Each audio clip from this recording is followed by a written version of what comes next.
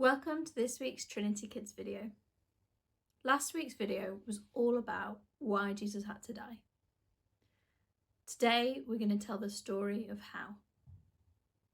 Now, it's quite a long video and it's quite a sad video, so we recommend that you get your parents next to you and you settle in for a cuddle on the sofa while you're watching this one. After the Passover feast had been eaten, Jesus invited a few of his disciples to join him in praying. They walked all the way up to the Mount of Olives. Once there, they sat to catch their breath. Jesus took this opportunity to again tell them that he would soon die, and that once that happens, they will abandon him. Peter, however, could not accept this. "Everyone else may leave you, but I will never." Jesus replied, "I'm telling you the truth. Before tomorrow morning, before even the cock crows, you will have disowned me 3 times. "No, that could never be true. Even if I have to die with you, I will never say that I don't know you," Peter said firmly. All the other disciples nodded in agreement. Jesus then asked them to keep watch while he went off to pray alone.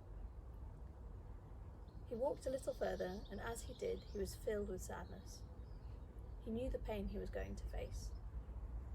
He fell on his knees and cried out, "Father, if it is possible, take this cup, this pain away from me, if it is your plan." He sat there in the presence of his Father, praying and weeping for an hour. Eventually he returned to the disciples, only to find that they had fallen asleep. "Wake up! Can't you stay awake and watch out with me for 1 hour?" They all drowsily sat up and tried to force their heavy eyelids open. Jesus then went back to pray the same prayer twice more, each time returning to the disciples fast asleep. "Get up. The time has now come," Jesus proclaimed to them. As they stirred from their sleep, they saw Judas, one of their fellow disciples, stride towards them, followed by fierce-looking soldiers. Judas then approached Jesus and kissed him, a sign to tell the soldiers that he was Jesus and they should arrest him.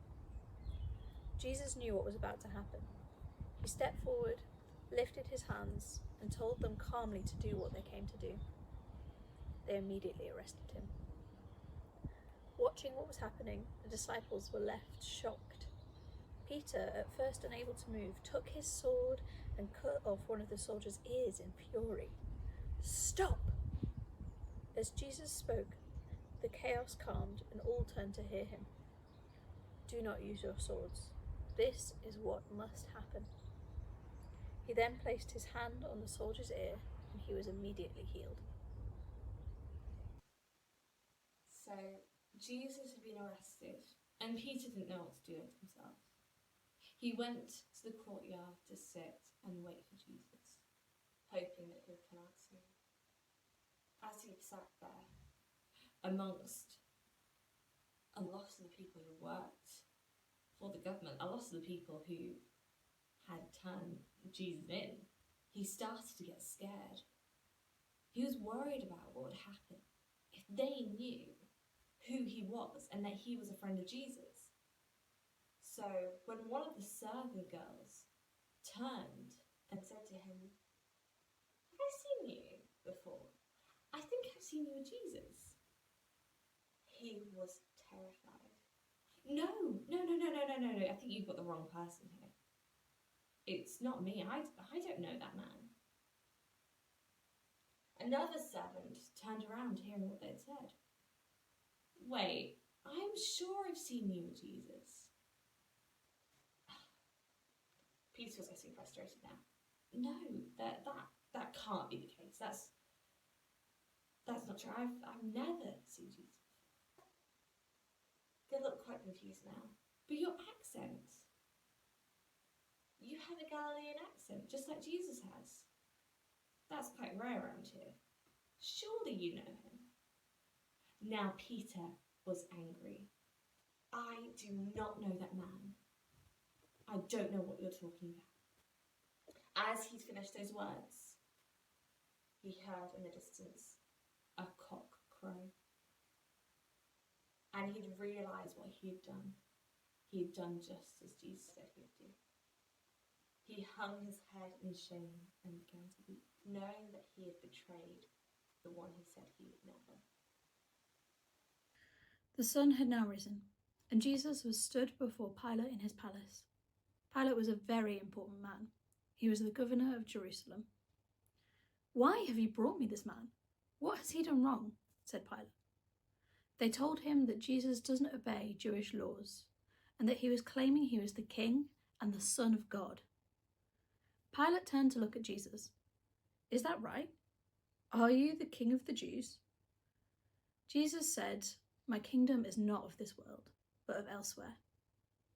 "So you are a king then?" Pilate thought for a moment before announcing that he could not see why Jesus should be executed. He had not done anything wrong.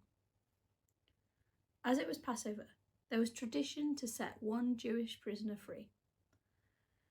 Pilate asked the big crowd assembled whether or not they wanted Jesus set free. "No," they shouted. "He is a criminal. He should be punished." They all started to chant furiously that they wanted to see Jesus killed. The crowd was getting rowdy, so Pilate was worried. So he washed his hands of the situation and agreed to put Jesus to death. The crowds had made up their mind, and Jesus was going to be killed. He was going to be crucified, put on a cross, and left to die. So after this, the soldiers led him away. They placed a crown of thorns on his head and began to whip him and make fun of him. He was paraded down the streets towards the hill of Golgotha or Calvary. And he was made to carry that cross until he was so exhausted that he fell to the ground. When that happened, the soldiers found a man called Simon from Cyrene and got him to carry the cross for him. Now, amongst the people making fun of him, there were also people weeping behind him. When they got to the top of Calvary, they placed a cross into the ground and they nailed Jesus to it. They offered him wine and vinegar in order to ease his pain, but he refused at all. When he was up on the cross, he said to his Father, "Lord, forgive these people because they do not know what they are doing." Either side of Jesus were two criminals. One of them joined in making fun of Jesus. He said to him, "Jesus, if you're truly the Son of God, like you say you are, why are you dying? Why don't you save yourself? Why are you at it? Save me too." Now the other criminal told him to be quiet. "Don't you know who this is? Do you not fear God?" He then turned to Jesus and looked him in the eye and said, "Look, I know I've done wrong, but can you remember me when you come into your kingdom today?"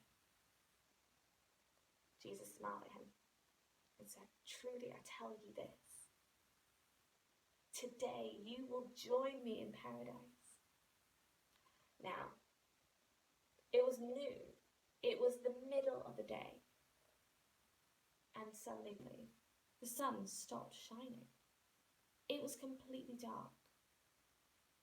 And in the temple, the curtain that separated God's holy place from the people tore in two from top to bottom. As this happened, Jesus cried out to God. He said, "Father, I now give you my spirit." And he breathed his last breath. The earth began to shake. A soldier witnessing this said, "Surely he is